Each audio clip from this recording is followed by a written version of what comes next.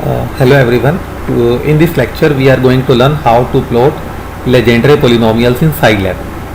So in this video lecture we will cover first we will plot a single legendary polynomial using inbuilt command, and then we will plot the multiple legendary polynomials within the same window using the for loop as well as inbuilt command. Okay, Scilab editor which generally has two commands, CLC and clear. Now let us give the range of variable x. So in case of legendary polynomials, the value of x will vary from -1 to +1. So we will vary this -1 to +1 with a step size of 0.001:1. So this is, and now we will calculate the legendary polynomial p, which is equal to, so legendary n comma m comma x. So this is the syntax of the legendary polynomial. So n represent the nth order of the polynomial, m is the superscript for the associated legendary polynomial, and x is the argument.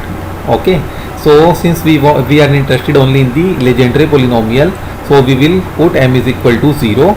If we put m is equal to 1, it will calculate associated legendary polynomials. For non-zero values of m, it will calculate associated legendary polynomials, and for for m is equal to 0, it will calculate only legendary polynomials. So for this video lecture, we will keep m is equal to 0 because we are interested in legendary polynomials. So let us assume n is equal to 2, m is equal to 0 for the legendary polynomials, and x we have already given, so we will write x. Now p will be calculated, and we will plot this with respect to x comma p, and let us see what we are getting. This is the plot of the second order legendary polynomial p2 with respect to x. Now let us come to the point when we have to plot multiple legendary polynomials, and for that we can use for loop. So how we will do that? We will write for I is equal to 1:n, and let us specify n is equal to, suppose we want to two plots p1 and p2, and I will write this p is equal to this command inside my loop, so that every time when a loop runs, it will calculate legendary polynomial of order I. So when I is equal to 1, it will calculate a legendary polynomial of order 1, that means p1, and when I is equal to 2, which is equal to n because n is 2, so when I is equal to 2, it will calculate p2. And now I will write this command also here. So every time runs loop, what will happen? First, suppose when I is equal to 1, it will calculate p1, then plot it with respect to x. Again when I is equal to 2, it will calculate p2 and stores it in p, and then again plot p2. So when we run this command, so as we can see, p1 and p2 both are plotted here. Okay, so now let's come to the next thing. Properties of these graphs p1 and p2, how can we make them open? So every time we won't write a code to change the figure properties of each plot, so we will write a for loop. So first we will create get controlled on axis. Okay, since axis properties are same for all the graphs, so we will write it as it is: a dot font underscore size is equal to 4, a dot x underscore label is equal to 4, we can write dot font underscore size also, and we will copy this command, and we will paste it 2 times, and here we will write y, and here we will write title. Now we have set the axis properties. Let us mention the x label and y label also. X label is definitely x axis. Okay, and y label is nothing but the y axis, and title is the plot of the legendary polynomials. So title double quotes, plot of legendary legendary polynomials. So this is the title. So we have changed the access properties and give the titles and labels. So as you can see, the font size as well as the font size of the labels and the text both have been changed. Now we can increase the size of this up to 4 because it looks a bit small. Now let us come to the figure properties. Since access properties are identical, therefore we have written outside of the loop. Now figure properties may be different because we may want different order legendary polynomials will be plotted in different colors, different line style. Therefore we will use the properties. We will use the for loop.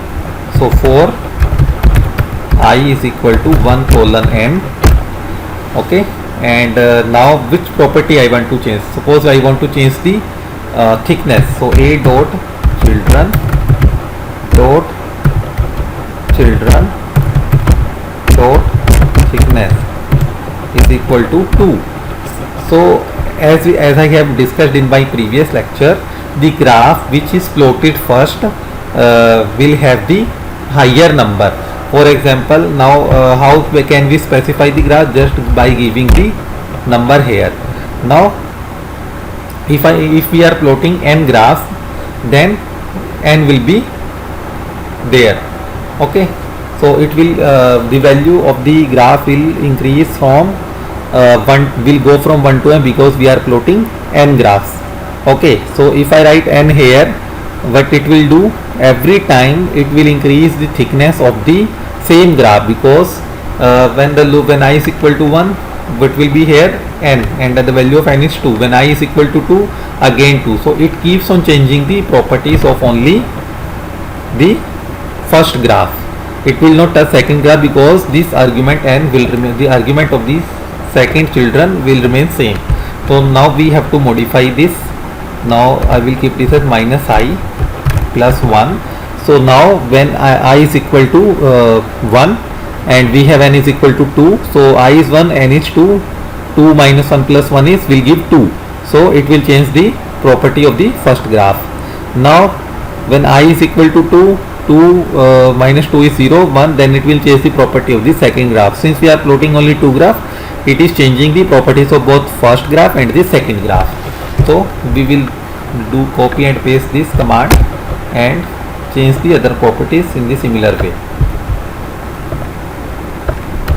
Copy and paste, and this time what we are going to change is the line underscore style and keep it as I.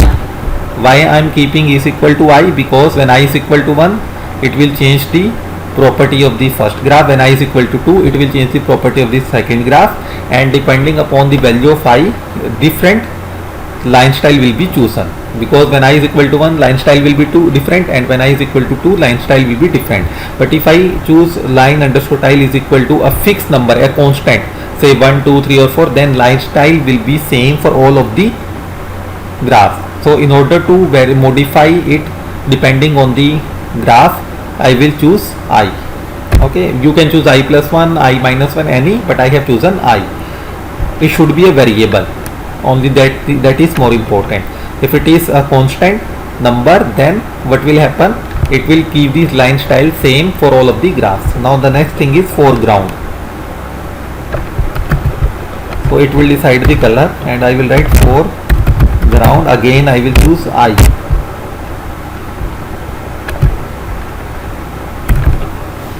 So two things I have chosen, and for the time being this is more than enough. And now let us plot. So you can see the color and the line style is different for both the graphs.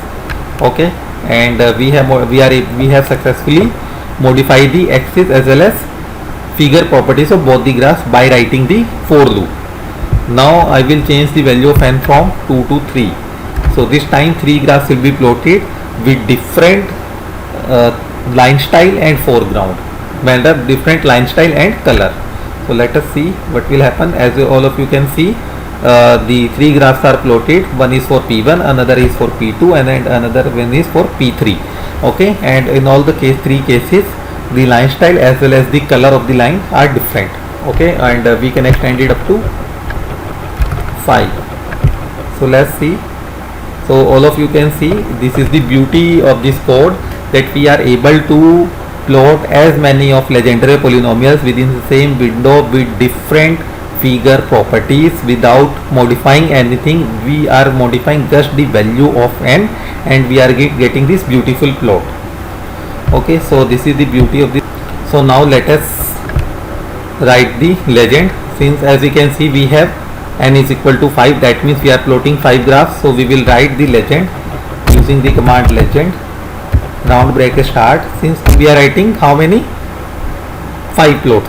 We are plotting 5 different graphs within a single window. That means 5 legendary polynomials starting from P1 to P5. So I will write P1, and now I will copy this. Okay, and copy. I will copy this 4 times. Okay, so this will be P2, this will be P3, this will be P4, and this will be P5. And I will write now the position of the graph. Since we can see most of the graphs are plotted on the top of side and in the bottom side of the left, so we will keep it as right, and for the right one, bottom right, we will keep it as 4. Now again we will execute the same command, and this time we will see how it is happening. So all of you can see different graphs have been plotted: P1, P2, P3, P4, P5. So we can see black one represents P1, blue one represents P2, green one represents P3, cyan represents P4, and the red one represents P5. So this is how we have plotted the